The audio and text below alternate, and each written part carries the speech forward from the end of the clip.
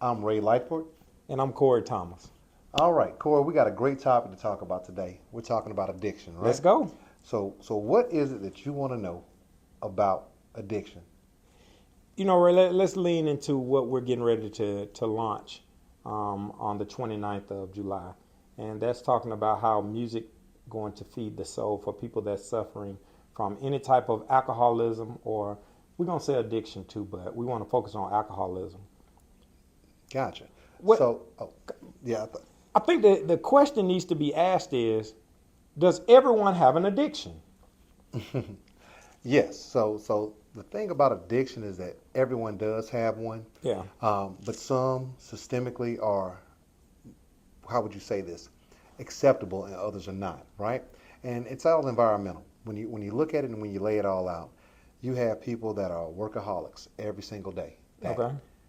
nobody ever say anything's wrong with it until now they have an issue with the family life and doing all the Absolutely. things they should be doing. So it's a Right? problem. It's a problem. Okay. Turn around from that, you'll see people that have food addictions. Uh-huh. But that's more acceptable because people like to eat together, to converse together until someone ends up being a diabetic or have high blood pressure. Then that becomes an issue. But then you have the other ones that we call the dark sides of addiction, which is the people that are addicted to some kind of opioid or some type of marijuana, or even people that have sex addiction, and those addictions are now looked at as the ones that you should not have.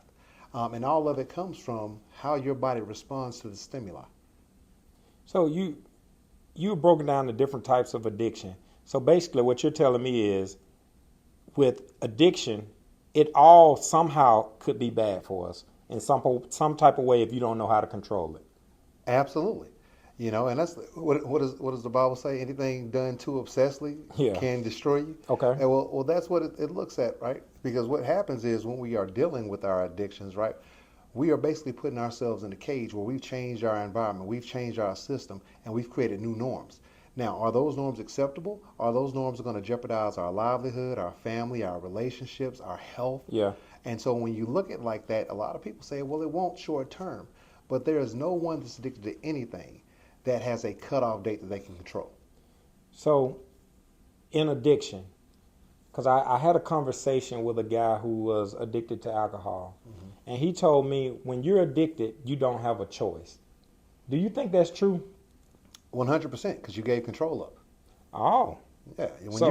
Go ahead. So did you have to have a choice to give control? Yes. But sometimes it's an unconscious choice, right?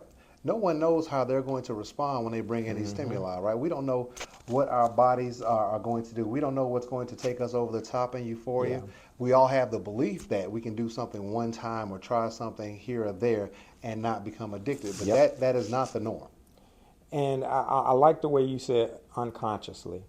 And I think the world today has not really dove and they speak about the subconscious and unconscious behavior, but nobody really understands how that works. And so one of the things that, I wanted to share with you is I took a course called Neuro-Linguistic Programming. And in neuro-linguistic programming, it basically showed us how words that starts to get programmed in our subconscious, it influences us to make the decisions that we're making in life. And the subconscious cannot make decisions good or bad, right or wrong. It's like a computer. Somehow it gets in there through sight, through hearing, through your vision. And when we talk about television, it's telling a vision from what the media wants you to know. And not from what's true, not from what's false, or whatever the true reality of it is. It's what the media wants you to know. So subconsciously, and I think you said unconscious behavior, what can you explain to us from a mental health standpoint what the subconscious is and how it's affecting our decision-making process? Well, to be honest with you with that one, you have to go a little bit different, right?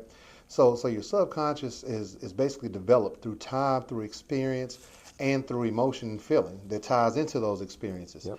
So when we say that, there's no two people that think 100% alike or have the same stimuli arouse them in the exact same way. And so what you have to do is you have to be consciously aware of the different type of stimuli that you invite into yourself and how you respond to it. we would sit there and laugh and say, okay, well, I can go out and go to a club or go to a party, and I like the vibe, I enjoy it. But now, when I sit there and process it, am I taking a conscious look at myself to say, okay, if I do this every night, how much money would I spend? Okay. If I'm constantly doing this, how will this affect what I want in my home life? All these things. And so what happens is that we have to be understanding to how we respond to everything that comes into our environments, and in that know our own shortcomings. Some people, prime example, some people are not built with the correct enzymes or the correct enzyme makeup to break cocaine down. So you have people that do a first time use and they die of overdose. Same thing happens with people that are addicted to opioids. They think they're doing pain management, and then all of a sudden the pain is gone and they're still constantly taking these pills. And so what you have to sit there and do is you have to be conscious, you have to consult physicians, you have to make sure that you understand what you're really searching for when you are partaking in these types of things. Yeah. And also understand what your natural limits are versus what other people do. When you say being conscious, break that down to the lowest level that you can explain it to someone who does not understand what conscious means. Okay, so some key indicators that you may become easily addicted to something is family history. Do you come from a pipeline or a chain of family members that have alcohol abuse or different types of drugs that have been, done recreationally or not? Another thing is where are you sitting currently financially and emotionally? Do you have positive outlets?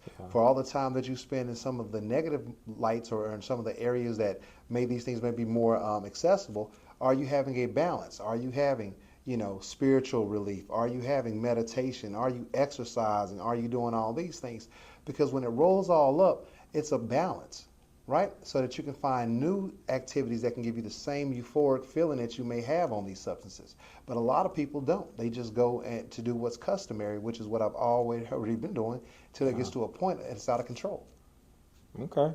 I'm gonna take a brief time out so you can straighten your hair out. I don't know if you want the little Michael Jackson hanging down in your face, or we're gonna keep it rolling. That's fine. Hey, but It's gonna come back down. Hey, and it's funny that when you jump off topic, because I'm thinking to myself, I'm like, man, you're giving an amazing answer about unconscious and conscious behavior, but at the same time, here it is. I was distracted, and I was saying, okay, now I want to let him fix his hair.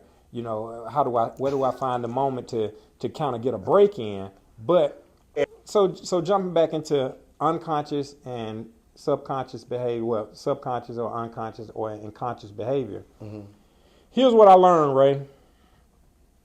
Everything that I had learned in my environment was starting to become programmed in my subconscious. Right. It was programmed there. And because the subconscious cannot process negatives, good or bad, right or wrong, everything that was in there, as far as from what I heard in the music that I was listening to, by the way, I was caught up in NWA. That was one of my favorite groups. So everything that they were talking about to me was right. It wasn't no wrong to it. Right. And so what had to happen was for me to consciously realize something was wrong, I had to go to court. Once I was sitting in the courtroom, I realized I think I made a mistake. But up until that point, I never thought about I did anything wrong enough to go to jail. So I'm looking at a lot of our young people today, things that have been programmed in their subconscious, they think it's reality. They think that's the norm, no matter how right or wrong it is. And majority of it is wrong because it's stopping them from moving further along in their careers and in their life. They get stuck right there thinking that's the right way of doing it. And it's up to us to try to get them to filter that to their conscious mind to make a better decision. So what ways now are we using to help people take information from the subconscious to filter it to through the conscious mind to make a better decision? So to put all of that, it's a long road, man. Yeah, I know it was. So to simplify that, first off, you have to have an idea of what success looks like for you. It's not anyone's job to program you to do anything. What is for you is to gather enough information to now you can create a platform and a mold of what you want life to look like. Okay. And in that, you have to have an understanding of the powers that be, the rules that be, and how they govern and how they operate with you. Right? So this is one of the things I always tell, especially with parents. I tell them it's not your job to control the decisions that your child has made. Your job is to give your children enough input to make informed decisions. So we can't make sure we were passing the responsibility down because that's something you can't control. You know, as soon as that baby start walking, that baby can go places that they couldn't go 6 months ago. So you Right. got to understand that it's not a controlling thing; it's a learning thing. Also, with that, that's why you have to be very mindful of how much exposure you get and how the exposures are being discussed with you. Because one of the things is too, if you're missing someone, they can say, "Well, I know you like that music, but here's a way to think about it. Listen to the message." And this message is referring to X, Y, and Z. Do you feel that's the correct message for those people? No, if I don't get it, if I don't change that, if I don't change the way that I'm thinking, if you tell me that's not the right way of thinking, you just challenge my program. What I'm gonna do? I'm gonna push you away. Right. But see, the thing is that we say it's not the right way of thinking. Well, no one has the right way of thinking. This is why you're in a complex society. Everybody thinks differently. What you say is that these are the ramifications if you continue to think the way that you are thinking. This is Okay. what I'm saying. It's not a right or wrong way. It's how you take that stimuli, how you process it, and how you give it back. So how do you recalibrate that way of thinking? So let's take me. Let's use me for an example while we're here. I like to drink every day. I like to drink every day because it takes me to a place to where I don't have to think about what's happening in life for those moments. Once I get intoxicated, I feel free. Okay. So in that sense, what we would do is we would have to have a specialized plan for you. Right? Tell me what it look like. There's no generic, right? I have to ask you a series of questions. Okay. We've got to go through all your triggers. We've got to talk about all the things that you want to get away from. Yeah. We have to discuss how did you learn that that was a positive outlet, and it's going to be based on your history. Now, once we have that information and we're talking about all these different nuances that make you think that's an acceptable behavior, now we can come back to create a plan to give you other options to do whenever you get the sensation, if you want that. Okay. I can't make you do anything. You've got to say, I want not to drink every day. I want to become more of a social drinker, but not increase my social activity. I've got to want to say these things. So that's where we get to what right looks like is for each individual person to determine. This is why we have an understanding of addiction. Addiction is only designed to identify the things that are not socially acceptable based on the people around you and your health. So it's up to each person to tell me what recovery looks like. That's why we tell everybody recovery is possible, but recovery looks different for each person. There's no one way. If you're doing music therapy and music can keep you from going out and doing whatever Right. you may be doing, that's perfect for you. For another one, it may be yoga. For someone else, it may be calling a confidant every day and having an hour-long conversation. For someone else, it may be able to meet up and have a mocktail somewhere and just to go through the routines of the social outlet without actually consuming the alcohol. So when we talk about these things, we got to understand treatment looks different for each person. So do I actually have to confess that I have a real problem before I could get help? To yourself, To myself, to to yourself, the peers around me. to the people, no, to yourself, Okay. to the people that have been negatively impacted by your addiction. Yes, different programs require you to be accountable. And what they mean by accountable is because you're belonging to a new subgroup. You're coming into a new environment with them and what they hold dear.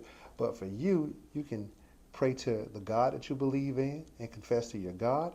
You can speak to your loved ones, and you can also speak to everyone else that you feel has been impacted by you Okay. and ask for their forgiveness. But it doesn't look the same for each person. And so, this is a great topic to talk about. We kind of ran out of our time for this session real Yeah. quick. But remember this, at the end of the day, recovery looks different for each person. And for each individual person, addiction looks different for each person. Right. People function, some people don't function. A lot of it depends on the support system that you have. A lot of it depends on where you sit on the totem pole. And at the end of the day, you as the individual have to identify that you want something better. It's nothing that we can do. until you identify that life is only being lived at 1/3 of capacity, 2/3 of capacity. Right. And so that's where we come together, and that's where you can really get help, is once you identify where you want yourself to be versus where you are. Hey, this has been Urban Health. Hey, I'm Corey Thomas. I'm Ray Lightford. Y'all have an amazing day.